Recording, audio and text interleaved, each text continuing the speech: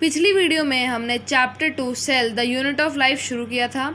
हमने Antoine van Leeuwenhoek के simple microscope तक पढ़ लिया था। अगर आपको वहाँ तक कोई भी डाउट हो तो कमेंट सेक्शन में पिन कर दीजिएगा। आज हम रॉबर्ट हुक के माइक्रोस्कोप और उसके आगे जो भी चैप्टर में दिया है वह पढ़ेंगे।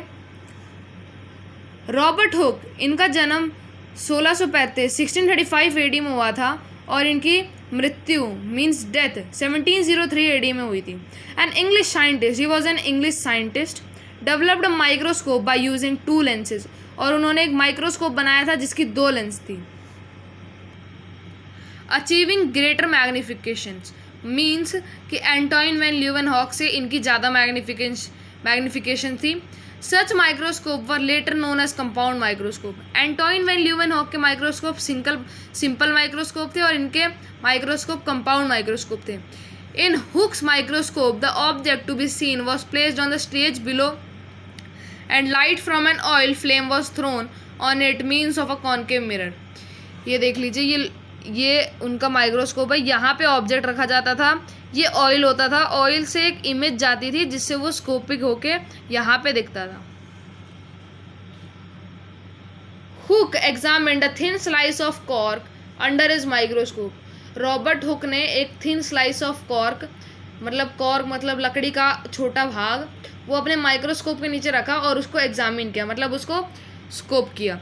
And observe that it was made of tiny box like compartments, और वो एक बॉक्स लाइक कंपार्टमेंट से बना हुआ था। और उन्होंने यह ऑब्जर्व किया, कंपार्टमेंट्स फिल्ड अप टुगेदर, और वो लोग मतलब जो कंपार्टमेंट थे, एक कंपार्टमेंट 2 कंपार्टमेंट दोनों से जुड़े हुए थे। This reminded him of the rooms, और यह उनको रूम से रिमाइंड किया, मतलब कि 2 रूम जुड़े हुए होते हैं वैसे। और सेल्स, और उन्हें सेल्स बोला गया, of monks in a monastery, and so he said that the cork was made up of cell, और ऐसे ही उन्होंने कहा कि कॉर्क सेल से बना हुआ है। The cell which Hooke saw were all dead cells, क्योंकि कॉर्क तो लकड़ी होता है, इसीलिए जितने भी सेल हुक ने देखे वो सारे नॉन लिविंग थे। And they had only empty boxes और द वॉल्स, और उनके पास एम्प्टी बॉक्सेस थे और द वॉल्स थी। The ordinary compound microscope of today is a greatly improved design of the original Hooke's microscope. अब हम पढ़ेंगे ये ऑर्डिनरी कंपाउंड माइक्रोस्कोप। ये एक ऑर्डिनरी कंपाउंड माइक्रोस्कोप है, ये बहुत ही इम्प्रूव हो चुका है हुक के माइक्रोस्कोप से। ये कुछ ऐसा दिखता है। The invention of the electron microscope added further to the knowledge. अब हम इलेक्ट्रॉन माइक्रोस्कोप के ऊपर पढ़ेंगे। इसने और ज़्यादा डिटेलिंग कर दी थी माइक्रोस्कोप के में अबाउट सेल में और ज़्यादा microscopic. It can give a magnification of over,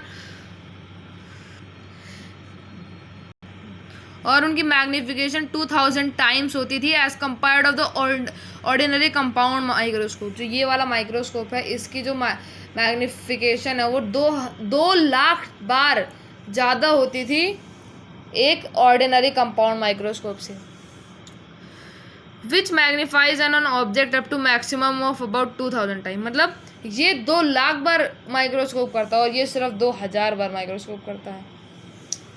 और मैं आपको एक और शॉकिंग चीज़ बताऊं कि ये सिर्फ 20 to 50 टाइम्स मैग्नीफिकेशन करता था, लेकिन जो एंटोइन वैन ल्यूवेनहॉक का माइक्रोस्कोप था वो 200 to 300 टाइम माइक्रोस्कोप करता था। The ordinary compound microscope uses light which bent by glass lens और टू मैग्नीफाई द इमेज। जो ये ऑर्डिनरी कंपाउंड माइक्रोस्कोप है, ये ग्लास लेंस यूज़ करता है टू मैग्नीफाई द इमेज। जो ग्लास लेंस की लाइट्स होती है उन्हें वो मैग्नीफाई करके इमेज को दिखाता है। Electron microscope uses beam of electron which are bent by magnets. जो इलेक्ट्रॉन माइक्रोस्कोप होते हैं वो बीम ऑफ इलेक्ट्रॉन्स यूज़ करते हैं जो कि मैग्नेट से बेंट होती है। अब हम पढ़ेंगे सेल थ्योरी के बारे में। In 1838, Matthias Schleiden, a German botanist, announced that every plant is made up of a large number of cells. 1838 में 1838 में मथाइस श्लाइडन एक जर्मन बॉटनिस्ट थे। उन्होंने ये दावा किया कि हर प्लांट सेल से बना है। He added that each of these cells perform various life processes. He added that each of these cells performed various life processes. उन्होंने ये भी ऐड किया कि जो जितने भी ये सेल्स हैं उनकी वेरियस लाइफ प्रोसेसेस होती हैं। अ ईयर लेटर, 1 साल बाद, Theodor Schwann, a German zoologist, वो जर्मन बॉटनिस्ट थे, ये जोलॉजिस्ट हैं, made similar discoveries in animals, और उन्होंने भी सिमिलर डिस्कवरी की, लेकिन वो प्लांट्स में थे, एनिमल्स में थे। He declare that all animals and plants are composed of cells, उन्होंने ये बोला कि सिर्फ प्लांट्स कंपोज्ड ऑफ सेल, इन्होंने ये बोला कि प्लांट्स और एनिमल्स दोनों सेल से बने हैं, which serve as a unit of structure and function, जो कि यूनिट ऑफ स्ट्रक्चर और फंक्शन की तरह सर्व करता है। This in short is called the cell theory, और इसे ही सेल थ्योरी कहते हैं। Having been proposed by Schwann and Schleiden in the year 1839, जो 1839 में इन लोगों ने प्रपोज कर दिया था। Rudolf Virchow in 1858 made an addition to the cell theory by saying that all cells arise from pre-existing cell, और रोडाल्फ विर्चाउ जो थे उन्होंने भी एडिशन कर दी 1858 में कि जो सेल थ्योरी है उसमें जो सेल्स होते हैं वो अराइज करते हैं, जो पहले एग्जिस्ट सेल होते हैं उन्हीं से नए सेल्स बनते हैं। The cell theory state that the cell is the smallest unit of structure of all living things, the cell is a unit of function of all living things, all cells arise from pre existing cells. ये मैं आपको समझा चुका हूँ पहले ही। अब हम पढ़ते हैं what does the cell theory mean, cell theory का मतलब क्या होता है। Take 2 examples, a plant such as mango and an animal such as frog. अब 2 एग्जाम्पल ले लीजिए, जैसे एक मैंगो एंड एन फ्रॉग। अब इनकी structural unit, if we take any part of the body of a frog और any part of mango tree and examine it under microscope, it will show us a cellular structure। मतलब अगर हम कोई भी part ले लें mango और frog का, तो अगर हम उसको माइक्रोस्कोप के नीचे रखेंगे तो उसमें एक सेल्यूलर स्ट्रक्चर दिखेगा, मतलब सेल्स दिखेंगे। Functional unit, any function in the body of the frog और in the mango tree is due to activity in it cell. जो फंक्शन होते हैं मैंगो ट्री और फ्रॉग में वो इसलिए होते हैं क्योंकि जो सेल्स के अंदर एक्टिविटी हो रही होती है, इसीलिए उनके अंदर फंक्शंस होते हैं। For example movement of frog is due to the contradiction of muscle cells. जो फ्रॉग की मूवमेंट होती है वो इसलिए होती है क्योंकि जो मसल सेल्स होते हैं उनमें कॉन्ट्राडिक्शंस होते हैं, मतलब कभी वो खिंचते हैं, कभी वो बेंड होते हैं, ऐसे। Food is digested by the enzymes which the cells of the gut secrete, और जो फूड होता है वो डाइजेस्ट इसलिए होता है क्योंकि जो गट के सेल्स होते हैं वो इसे सिक्रीट कर लेते हैं। Digested food is observed by the cells, और जो डाइजेस्टेड फूड होता है वो भी सेल्स के द्वारा एब्जॉर्ब किया जाता है। And absorbed food is used up in the cells for various metabolic activity, और तो मेटाबॉलिक एक्टिविटीज़ में ये यूज़ भी किया जाता है।